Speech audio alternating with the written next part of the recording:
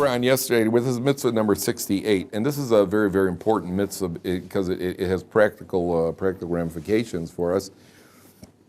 And that is the mitzvah that you're not allowed to be involved in an interest loan.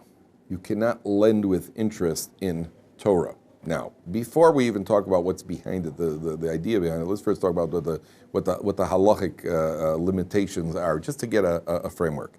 The Torah says you're not allowed to be involved in an interest loan. Now, an interest loan means you're not allowed to lend to a Jew with interest. You are allowed to lend to a non-Jew, and you can take from a non-Jew with interest. We'll explain why. But you are not allowed to lend to a Jew with interest. Now, what this does is it creates certain technical problems, because if I want to borrow money, you see, if I want to borrow money from you, I want to borrow $10,000. Now, the normal mindset is, well, why should I let you make money with my money if I could make money with my money? And it's only logical you should pay me interest. It's a very logical system. You see, the whole world works on interest. And nobody views the world as being evil for lending with interest. That's expected. You need my money to invest. You want to borrow $10,000 to invest in a business. I'm talking about a guy who's poor. Talk about a guy who wants to invest in a business. You need $10,000. What are you planning on doing? You plan on making money, right? So what are you going to make? You're going to make money with my money. But if I didn't lend it to you, so I could invest my money and make money on it. So it's only logical, okay? So why can't you? So the Torah says, well, first of all, problem number one is that it's called interest, is called ribis, is called neshech.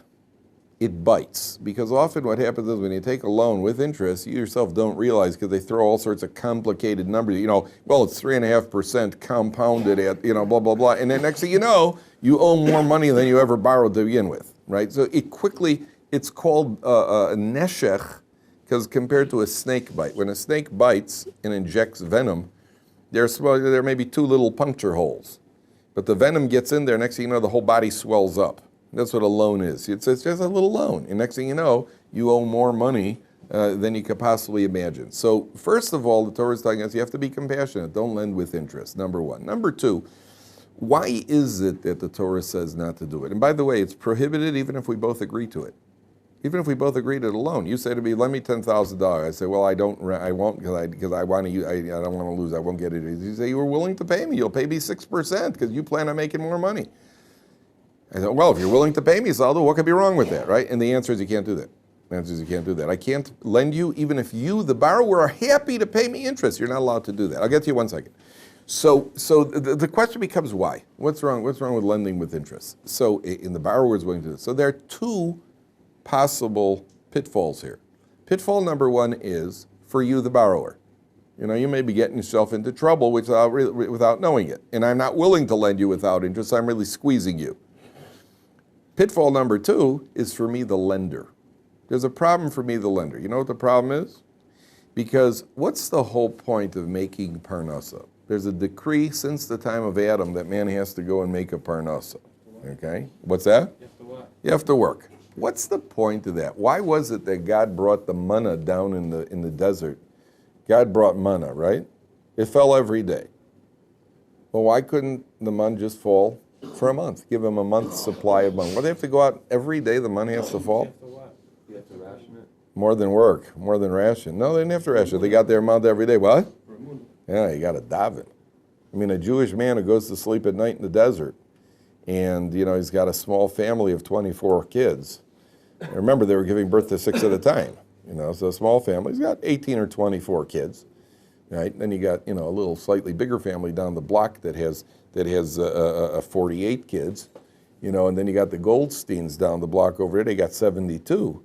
So this man's got to go to sleep at night, and he's got to, where am I going to feed them? How do you think he did at night? Oh, did he daven? Oh, did he daven? The whole point of Parnasa is that we should put our faith in God. Daven, we have to make the physical effort the responsible effort. But we're supposed to daven to HaKadosh Baruch Hu. Now, lending with interest is a great parnasa because you have very little overhead. All you got to do is pay a couple of thugs to break thumbs of people who don't pay you back. And you lend with interest, and you just stay home and open up envelopes stuffed with cash. It's a great parnasa. What it does is it detaches you from HaKadosh Baruch Hu. You no longer rely on HaKadosh Baruch Hu. Therefore, the Torah says, I don't care if you're willing to pay me with interest, but there's also concern for me, the lender. Because to be the lender, I also have to be a person who has faith. And since by lending with interest, my faith in God will be reduced. Therefore, the Torah says, don't, you can't lend with interest. That's the basic idea. What are we going to ask them? No, it's kind of similar, but I'm just, what happens if someone approaches you and tells you, lend me, let's say, some money and I'll pay you back. Let's say someone's like, lend me 10,000, I'll pay you back 12,000 in 6 months. That's interest. That's pure interest. You're not allowed to do that. Even if they offer it to you, and even if they call it anything by any other name. Even if they call it, let me $10,000, I'll give you a $2,000 gift in 2 months. Or he says, here, I'll give you a $2,000 gift. 6 months from now, I want to borrow $10,000. Right? For $10,000. That's what the Gemara says. You can't do that. It's interest by any other name, no matter what you call it. Remember, I told you what happened with my brother when I flicked him on the ear once. I flicked my brother on the ear, hard. I had to, and I think he was eating an orange. So he got up and he chased me around. He was going to hit me. So I said, "You can't hit me." So why not? So I said, "Because revenge." I was very righteous back then. I said, "It's revenge." So my brother said, "It's not revenge. I'm starting from new." And then he hit me. But what do you call it? That's revenge. No matter what you call it, you could call it any fancy term. That's revenge. Interest, by any other name, is still interest. Not only that, the Gemara says there's something called a ribis dvarim. You can't even say something to somebody that you wouldn't normally say if not for the fact that he lent you the money. The Gemara says if somebody comes over, if you lend me money, now, according to the Gemara, when you lend me the money, by the letter of the law, I'm not even allowed to say thank you, because then I'm giving you more than I'm paying you back plus a thank you. So the poskim say, if we are people who say thank you for everything that's given to us, we are decent people. We say thank you, so you can say thank you for the loan. You can't say thank you effusively. Wow, thanks a lot. I really appreciate it. Wow, this really saved me. You can't imagine, because then I'm paying you interest. I'm giving you gratitude, which is above. It's called ribis dvarim. You cannot do that. You're not allowed to do anything. If you lend me money and I pay you back, I can't let you stay in my rental apartment for free. I have an apartment that I rent out. I'm not allowed to let you stay there for free, or even less than what I normally charge, because the money that you're saving becomes interest on the loan. Right? That's how complicated it goes. Mr. Fogel had a question. Yeah, go ahead. What about the business, not a business, but an individual has money. Somebody comes with this to you and says, well, he says, I don't want to charge you interest, but I would lose about 3%, of earning. That's exactly the point. And so that's exactly the point. When you lend somebody without interest, you're going to lose. I could have made money on it, and I'm losing. I'm not allowed to charge you to cover that. That's interest. That's 100% interest. Tell the borrower, sorry, You could say, I don't want to lend you the money because I need the money. So again, if it's a poor person who really needs the money, it's always a mitzvah to lend people money. But if I'm using the money and I'm going to make money, I can't lend you money now. But there is a way around it, by the way. Again, nothing. A service charge is interest by any other name. That's what a service charge is. That's exactly the point. Anything that you call it, I'll show you how complicated it is. Again, your first name is? Kevin. So what we're going to ask, Kevin, go ahead. So let's say you lend someone money and they say you're going to pay you back more later. You didn't know that it was ribis, and then you do learn that you shouldn't have done that, but you haven't collected yet. So did you just collect? You just collect what? Yeah. You do not collect the interest. You do not collect the interest. You collect. You have to let it go. Now there is a way around it. You see, because and again, ironically, in Israel, it's a bigger problem than in America because banks are owned by Jews. Whether the Jew is secular or religious, there's no such thing as I am officially secular. You've got all the obligations of halacha. You could call yourself secular. It doesn't exempt you from anything. If you're secular, well, I'm officially secular. Yeah, but after 120 years, they're going to ask you why I didn't make a bracha on your tea when you drank your tea. There's no such thing as, okay, deal me out. And there's no dealing you out. You got all the obligations. So I can't borrow money with interest from a secular Jew, and I can't lend them with interest. Now, what do you do with banks? So in the United States, it's not a problem because if the bank is owned by a non-Jew, if it's owned by a Jew, you get further problem. But if it's owned by a non-Jew, so then it's not a problem because non-Jews it doesn't apply. But in Israel, where the banks are owned by Jews, you got a problem. What if I want to borrow money from you and I need the money? Like Mr. Fogel said, 3% that I'm going to lose. So there is a way to circumvent it, but it is within the framework of halacha. And that is what's called a heter iska. Heter iska means that we technically turn the loan into an investment, which in theory carries a little bit of risk for the lender.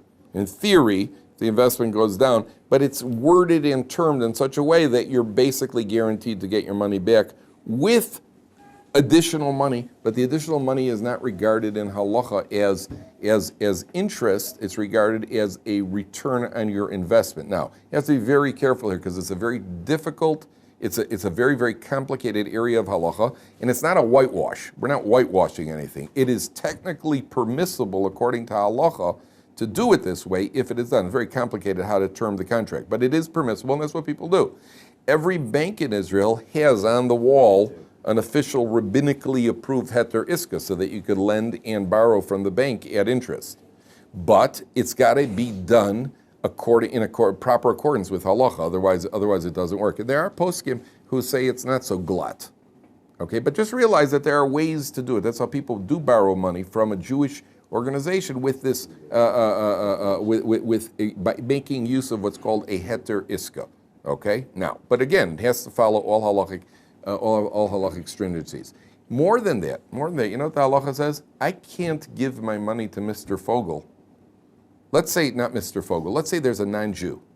Dave asks me for a loan. I don't want to lend Dave without interest, and Dave's willing to pay me interest. You know what I do? I'll give it to the non-Jew. I say, hey, Tony, do me a favor. Lend the money to Dave. And then Dave pays back the non-Jew. So he just acts as the middleman so that we could get around it, because you're allowed to lend to a non-Jew. I'm giving it to you to lend to him, and he's paying you back to give to me. Torah says you can't do that. You can't give your money to a non-Jew to then claim that the money's coming from a non-Jew. All this shtick, because you're involved with money. So all this shtick, the Gemara heads us off at the pass and says you're not allowed to do it. And by the way, this is regarded as the single most difficult chapter in all of Shas. The single most difficult chapter of Shas is what's called Ezehu Neshech in Tractate Baba Metzia. It's the 5th chapter of Baba Metzia. And that's regarded as the most difficult chapter in all of Shas, which has to do with interest. Because it gets very, very complicated. If I borrow an egg from you, let's say a woman borrows an egg from her neighbor. Now she borrowed a number 3 egg, which are a jumbo, right? Or she borrowed a number 1 egg, which is a little one. Now she gives her back a jumbo egg. That's interest. That's interest because the value of the egg might be a nickel more per egg. So now you're paying me back an extra nickel. You understand how these things work? It gets very, very, very complicated. It has to do with what people care about. Do people make a big deal over, is there any difference between a little egg and a jumbo egg, right? You'd be surprised how touchy people could get over things like that. You know, you'd think, well, who cares? Okay, just give me back an egg as an egg. I paid for a jumbo egg. I gave you a jumbo egg. I want a jumbo. People get very, very, very tight when it comes to these things, and that has an effect on what the halacha is. Now, there's another idea here. You see, why is it that you're allowed to lend to a non-Jew with interest and you can take back? Now, there are 2 reasons over here. Let's try to understand this. According to the first reason, the commentaries mention that it has to do with weakening your trust in God. It weakens your trust. When you lend to a non-Jew, it doesn't weaken your trust, because all through Jewish history, there have been plenty of cases where the non-Jew did not pay back. To the contrary, there was a pogrom and they burned all the Jewish records. That's often what happened. So that's not going to weaken your trust in God, because it's not a certainty that you're going to be getting the payment back from the non-Jew. Since it's not a certainty, it's not going to weaken your trust. So therefore, you're allowed to lend with a non-Jew with interest. That's what the commentaries explain. Number 1. Number 2. There's another reason here. This really has to be understood. This goes back to what we spoke about yesterday. Remember, somebody asks you, what is Judaism? Is Judaism a nationality? Is Judaism a religion? You ever see that there's always a confusion in the world? It's the French and the English and the Jews. Yeah, I understand. I could be an English Jew also. Right? What am I? What am I? I'm Israeli. Well, Israeli's not a Jew, because Druzes are also Israelis. And they're not Jews. They're Druze Arabs live in Israel. They're also Israeli, aren't they? You know, it's a very difficult thing to define. What are we? You'd say, well, they're German Catholics, and there are Argentinian Catholics, and there are Jews. You know, so where are we exactly? So the answer is, Judaism more than anything else, we're a family. Okay, we're a family. That's one of the reasons when you see a Jew in the airport, if ever happens to you, you're traveling in the airport, and the airport is all surrounded you, your goyim are all around you. See one guy over there with a black hat, and it's kind of like the Jew. You know, the Jews see each other. It's kind of like that eye of recognition, like, you kind of look at each other like, it's us and there's them. There's that recognition. It's like seeing your long-lost cousin. It's like seeing a long-lost cousin. It happens all the time when you're in the airport, travel with another Jew, travel with your spouse, and you're traveling and you're somewhere in the world, anywhere in the world where there aren't a lot of Jews around, anywhere in the world, all of a sudden you see a Jew, you go, hey, here's a Yid. Ooh, there's a Jew. Then you see the Jew, Shalom Aleichem, man. It's like, because you've met a long-lost family member. That's what it's really like. If somebody converts to Judaism, he's like somebody who's been adopted into a family. You could convert it. You can't convert out because you're a member of the family. How can you convert out of your family? You can't convert out of your, you could convert in because you've been adopted into the family. You're officially part of the family. Now, since we're part of a family, remember we spoke yesterday about the concentric circles of responsibility. You have a responsibility to your inner circle more than the next circle and then the next circle. If your friend down the block, look at how the world views interest. Does the world think of interest as anything inherently evil? It's expected. Exactly what Mr. Fogel said. I'm going to lose 3%, so you pay me the 3%, you cover it. Why shouldn't I? What about your own family? Your brother comes over to borrow money from you.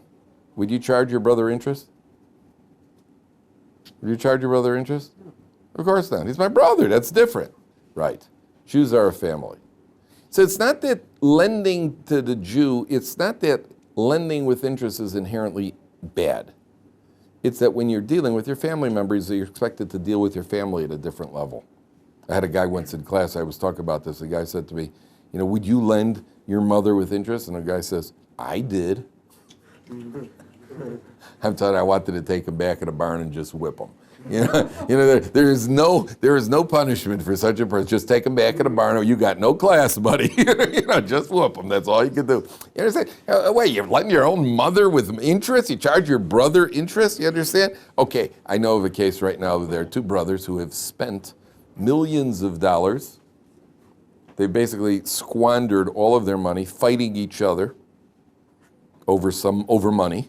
So they spent millions fighting each other over $25,000 they couldn't agree on. One of them's gotten to the point where he has to sell his house. And he said, I will only be happy when I'm standing at the cemetery at my brother's grave. You understand how people can become, and then they've squandered millions. They've squandered away millions of dollars in this fight, which is not unheard of. It's not unheard of in life, but in general, you do have a better, hopefully, a different relationship with your brother, with your family. That's why the Torah says you don't lend with interest. I'll get to you one second. Yeah, go ahead, Ali. What if someone steals money from you, and you find out that they stole money from you, and you have to pay me my money back? Can you add on to that for? You could only add on based on, but you could add on based on an inflation. You could count. There is a way to factor in the inflation. You could not take interest. The guy just told me now the incredible story. You know Rabbi Weinstein in the Beis Medrash? We were talking about how people have changed. Rabbi Shlomo Freifeld, who was the famous Rabbi Freifeld, who had Shar Yoshev, was the first. So Rabbi Shlomo Freifeld, somebody once walked into his sukkah. And in the sukkah, he had pictures of all the Gedolim, Rabbi Aaron Kotler, the Chafetz Chaim, what do you call it, Reb Chaim Ozer Grzinski, he had all the Reb Chaim Brisker, he had pictures of the Gedolim decorating his sukkah. So the secular guy said to him, who are they? Who are these people? So Rabbi Freifeld said to him, this is an extinct species. They're called human beings. That's what he said to him. You see, people used to have different values. There's different values. So Rabbi Weinstein was telling me his father, they were living in a certain neighborhood in South Africa. And then they moved to another neighborhood. They lived in a different neighborhood for about 20 years. In the old neighborhood, that's an incredible story. In the old neighborhood, his father played bridge or something with a certain group of people. Okay. They played for money, a few dollars here, a few dollars there. About 25 years later, they were moving to Israel. So just before they moved to Israel, get a knock on the door. There's a woman he hasn't seen over 20 years. She lives in the first neighborhood. She says, hi, I heard you're moving to Israel. We heard through the grapevine, we still owe you some money from the card game. There's some money you won. You didn't take the winnings. So he starts laughing. He says, you got to be kidding. For a couple of rand, you didn't have to come over, make your slave. He says, oh no, yeah, well, it was a couple of rand, but we couldn't find you, so we invested the money for you, and now it's produced about 1,000 rand, so we just want to give you 1,000 rand before you go to Israel. How's that for responsibility? So that's not interest. That's not interest. They invested the money for it. That's not interest. The Gemara said, there's a medrash that says, 2 men visited Rabbi Hanina ben Dosa, and they gave him a pile of grain to watch for them. And then they disappeared. So he didn't know what to do with the grain. So he planted it. He planted it, he harvested it, he replanted, harvested it. They came back 7 years later, and they said, we were here 7 years ago, we gave you a couple of bags of grain. And it was yeah, you. And he pointed to a silo full of grain, which had accumulated over the 7 years. He says, there, that's yours. That's not interest. That's not interest. That's just, taking care of somebody's stuff the way you want them to take care of your stuff. That's not interest. Okay? But that's the idea. The idea is that that you're not allowed, it's not inherently bad, but we're supposed to deal differently with Jews than we do with everybody else. Yeah, Perry. Would he be entitled to any payment for his work over the 7 years? Sure. Theoretically, yes. The halacha is if I find a lost object, you've learned about lost object, you got to return a lost object. Now, if I find, let's say I find your horse, or I find your cow, or your ox, right? So the halacha is that I'm allowed to, that I have to watch it for you, right? But I'm not allowed to, if it's not cost efficient, and I'm going to end up charging you for all the food that I fed it, so the halacha is I have to sell it and just make money on it and give you the money. Because you'd rather have the money than the bill that I say, listen, I've been feeding him for 7 years, now pay me for it, I'll give you your animal back. That's not worth it to you. So there is a certain, I have to use a certain amount of sense of whether or not. But for a silo full of wheat, they probably were happy to pay him for his work. Yeah, I'm sure. Okay, the next mitzvah is completely different, which is by the way, I was just going to tell you, do you know that the Gemara says various professions. The Gemara discusses in Kedushin, at the end of Kedushin, the Gemara says there are various professions and what we think of them. So the Gemara says, for example, most shepherds are thieves, right? Because they graze in other people's fields. They graze on property that's not theirs. So the Gemara says, the best of doctors goes to Gehenna. If you ever hear that? Tov sheberofim leGehenna. It says the best of doctors goes to Gehenna. That's what the Gemara says. Why is that? Because a doctor, either he's a little overconfident, he forgets about God, he feels he's doing it, sometimes he doesn't treat people responsibly, he's responsible for negligent death, and so on. There's a whole list of reasons. It doesn't mean every doctor is going to Gehenna. It just means, to the contrary, the better a doctor you are, the more dangerous it is because you got more confidence in yourself. So that's what the Gemara says. So one of the things the Gemara says is most sea merchants, people who travel the seas, are Hasidim. Hasaponim, Ruban Hasidim. Most sea merchants are Hasidim. Now, Hasidim doesn't mean Streimel and a Tish. Hasidim is a level of piety above a tzaddik. Why? Why are most merchants Hasidim? Emunah at sea. Emunah at sea, exactly correct. Because of all people who have constant connection to God, it's sea merchants. Because especially in the old days when seas fell off the edge of the earth, and and things like that. Do you know how many seafaring vessels they estimate are at the bottom of the ocean? I once read in one of these magazines. They have an estimate of how many sea vessels are lost in the bottom of the ocean. Take a guess. Take a wild stab in the dark. 300,000. How much? 300,000. Not bad. 3 million. They estimate that there are 3 million. Okay, that probably includes canoes and everything else. But people travel. A lot of people traveled by sea, and if it would be asking like how many traffic accidents have there been worldwide since the beginning of the automobile? People travel. That's the way people travel. You travel by canoe, you travel by ship, you travel by little boat, you travel whatever it was. So they estimate 3 million. So if there are waves, I just read a write-up on. Did you ever hear of Kon-Tiki?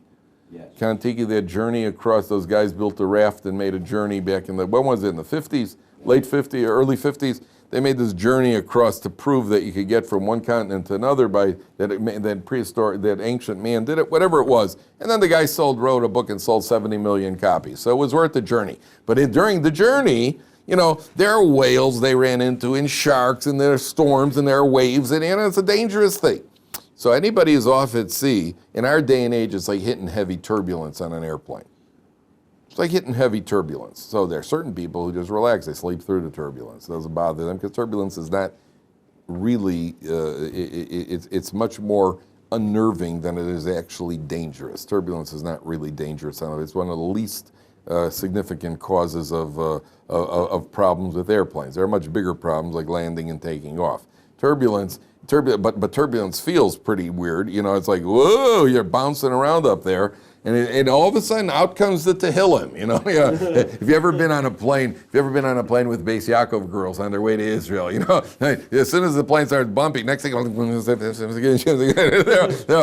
all diving. Why? Because you feel all of a sudden, hey, HaKadosh Baruch Hu, you there with me or not? Right? That's what it means to have that's what it means, the connection. That's why the sea barrier, that's what Ribbis does. It ruins that connection. It ruins that connection.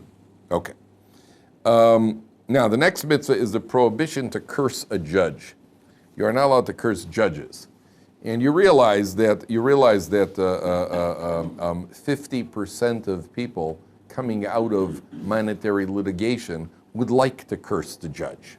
Right? So you understand? So the Torah has to tell you, you're not allowed to curse the judge. And if you do, you are transgressing. And even if the judge doesn't hear you, you're transgressing. Now, there are two things over here. First of all, there's cursing, there's using God's name, cursing him with God's name, which is this prohibition. And there's cursing without God's name, which is not this prohibition, but it is prohibited. Now, what's the idea behind this mitzvah? Should be fairly obvious.